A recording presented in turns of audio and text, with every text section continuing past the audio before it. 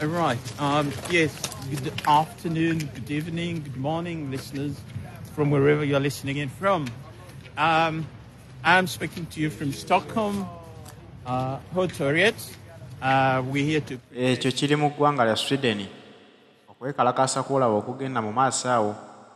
Banna Uganda bawangalira mu Sweden nabo beekumyemu obutayaka. Bagamba nti twakirabyeko ku banna Uganda bawangalira e Germany. Lwaki ate ffe tuba tubalekerera? Ensonga nno yakuyimbula banna Uganda bannaabwe abavundira mu makomera ewatali nsonga. Baagala banna Uganda 18 abamisinga ababuzibwawo olw'ensonga z'ebyobufuzi bayimbulwe badde mu maka gaabwe ne famire zaabwe ziddemu zibalabeko. Kubanga bakooye ejjoogo lya Mwami Museveni bagamba nti okuwamba banna Uganda ewatali nsonga tetujja kukikkiriziganya nakyo.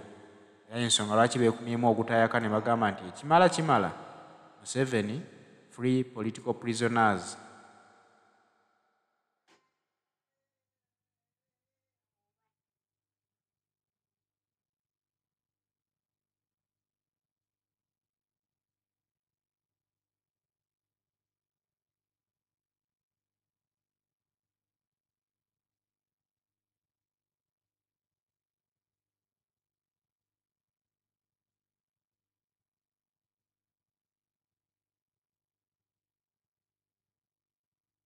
Again from I'm speaking to you from Stockholm, Hotoriet. We're here to protest, first of all, to demand for our people, for the missing 18.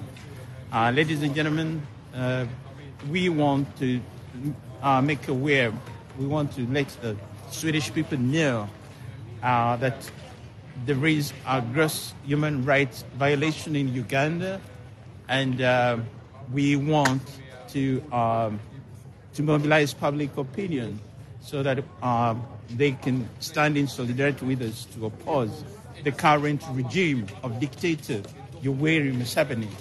We are here really to demand the freedom of the 18. But the 18 are just they represent a fraction of many others who are missing. So we want to demand for the freedom of all the political prisoners who are incarcerated in different locations. Some might have died, we don't know. And this has happened since 2021. Ladies and gentlemen, this is quite serious. Thirdly, we would like to urge the government of Sweden to stop funding the dictator. The money used is taxpayers' money, which goes towards the oppression of Ugandans. So we are here to urge the Prime Minister, we're here to urge the Foreign Minister to take action, and this action should be immediate. So please join us, the rest of the world, to protest. And we will not stop. We will not relent, and we shall not keep quiet until all the political prisoners are freed, and actually until there is a regime change. Because Museveni is an existential threat to Ugandans. His reign of 38 years have done nothing but to run the country aground. So we just need to, enforce a regime change. Thank you, ladies and gentlemen. I'll speak to you again.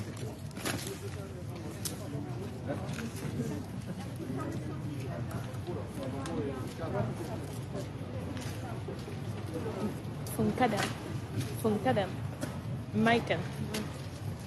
Så ska du prata.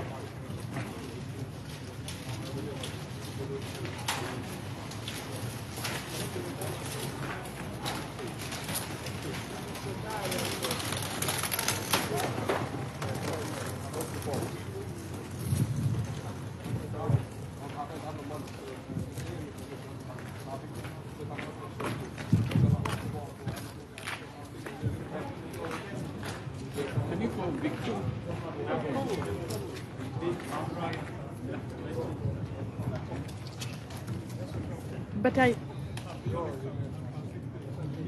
You can speak without the mic. You can speak without the mic.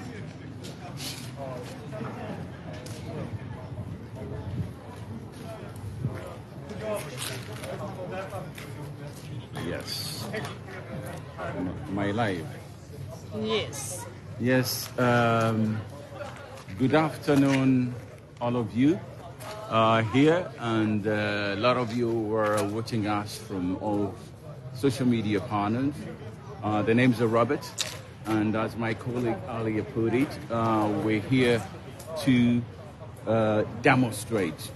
So, what are we demonstrating about? A lot of you are not aware, but we are Ugandans and we represent the Ugandan diaspora. So as Ugandans living in diaspora, we are trying to add our voice to the voiceless. To give you some context as to why we are protesting, I think it has become very evident that no one back home is really advocating for change, especially for the whereabouts of these people. Some of us who are living in Europe, especially EU, we want to add a voice on that. Why? Because we pay taxpayers' money. So we've dubbed our demonstration today as the missing 18 Ugandans.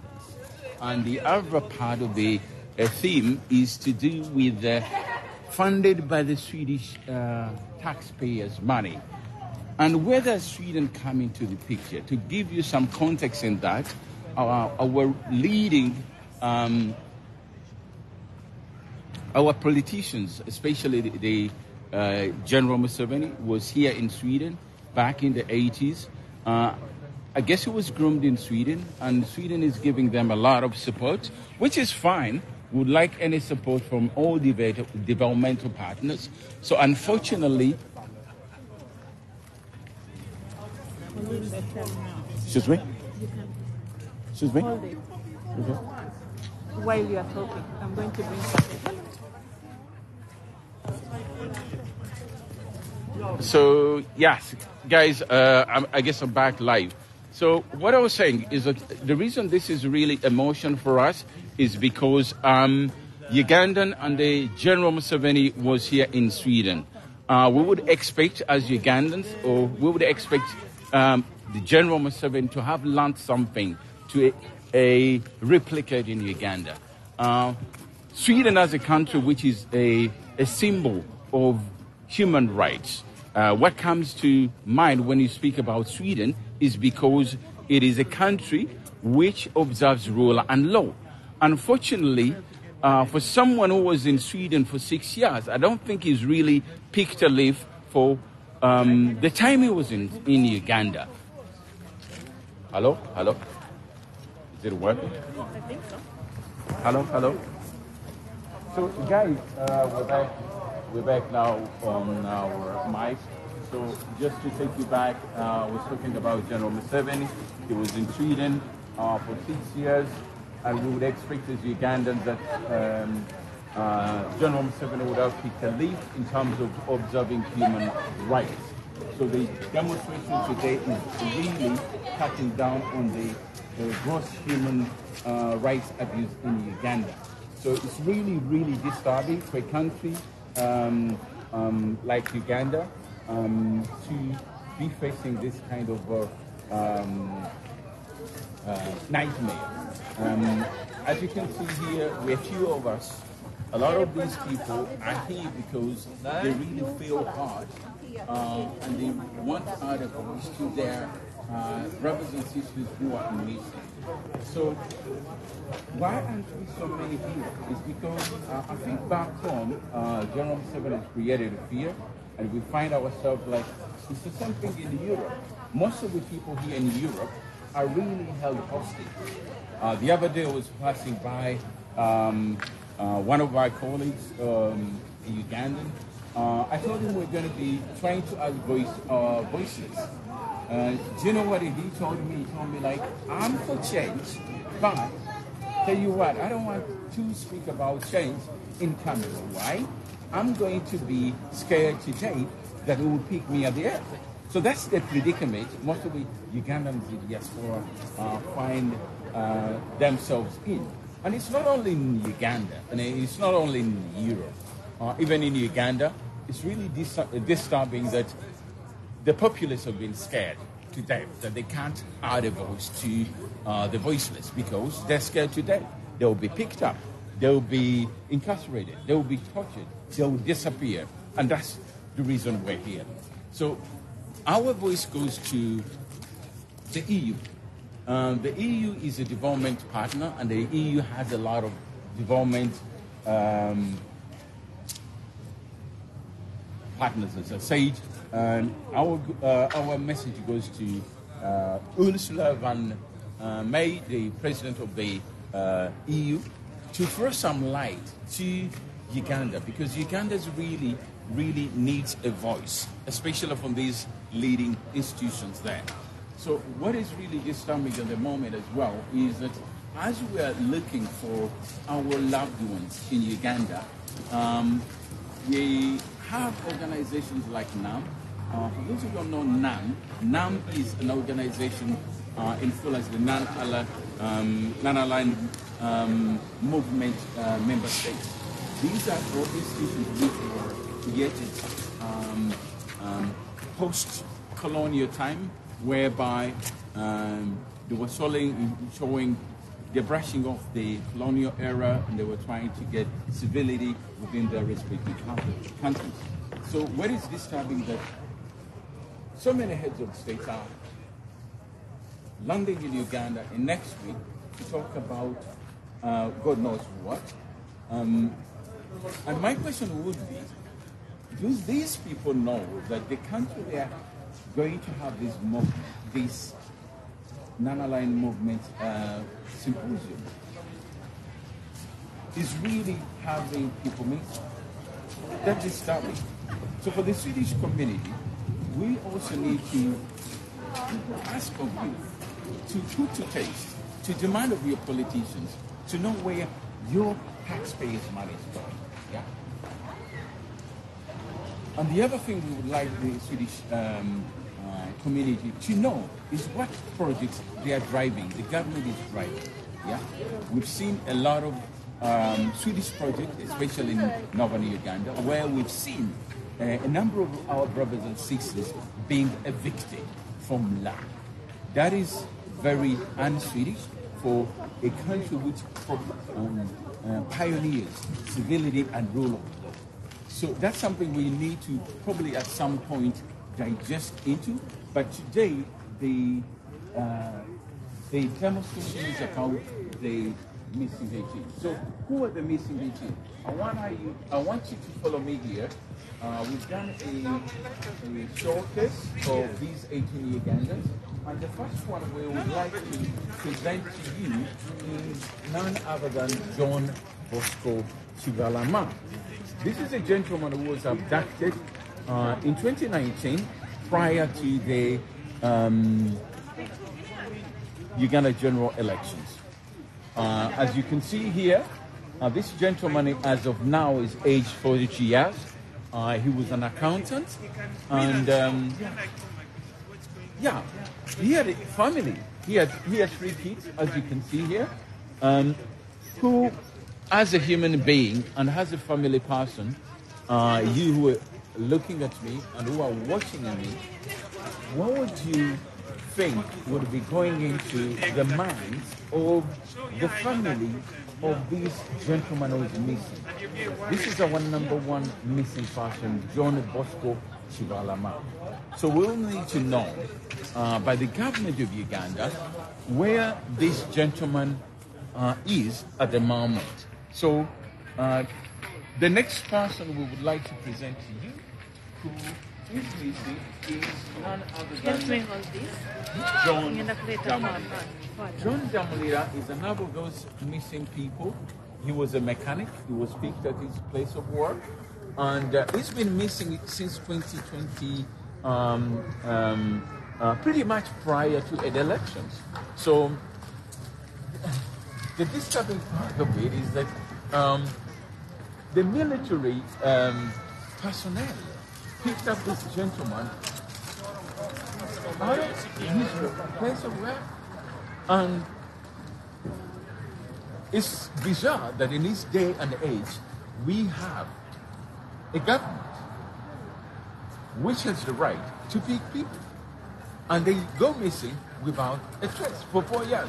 So can you figure out, who is in Sweden, that the Swedish government, with its police, could come to your place and pick you up and lock you away without being accountable? So that's what is going on, and that's why we are here. So next in line, we would like to present you another missing person. His name is Joseph Bagoma. As of now, he's 30. When he was picked up, he was 24.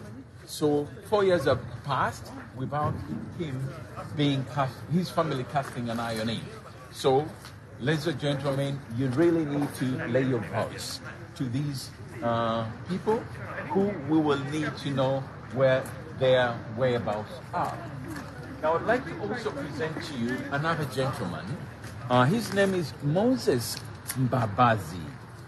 He was abducted when, as well, he was probably 26. Now he's 30 years.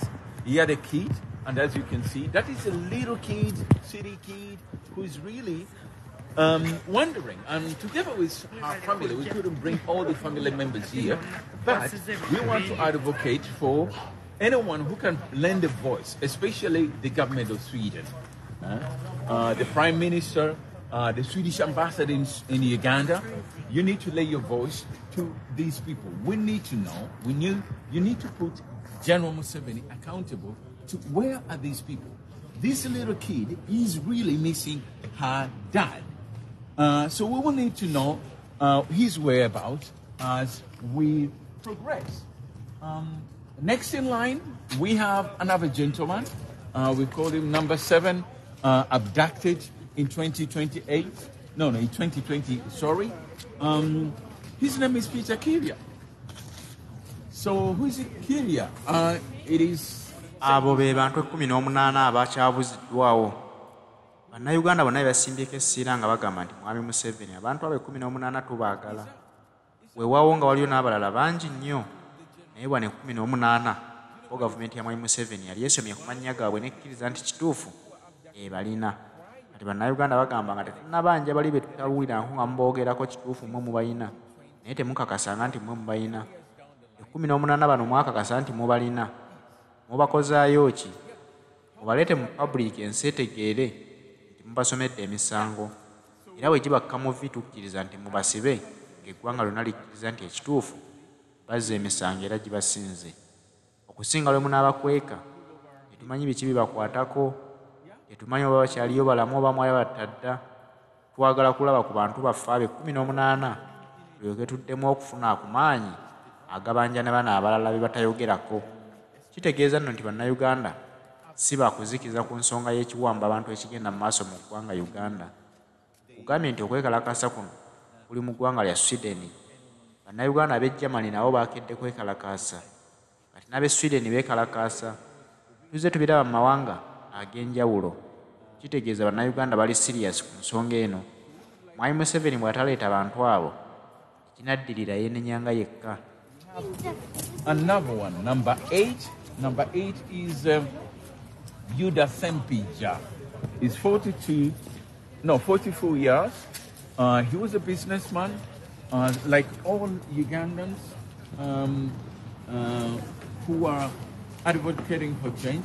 He was one of those victims who was picked up, and apparently right now we don't know his whereabouts. Again, this guy was picked up in 2020. He still has, assumably is alive, 5 children. So one would ask, if this guy is missing, what is going on with the kids? Who is fending for the kids? Is the government of Uganda fending for these people who are missing? That's another discussion for another day. But we will be now keen to know who is fending for these kids and where and when shall we get a glimpse of the gentleman called Saint Jayida. Now, next in line, we have Vincent Nalumonso. Nalumonso. So he's 31 years of age. His occupation was a businessman. He was also abducted in 2020.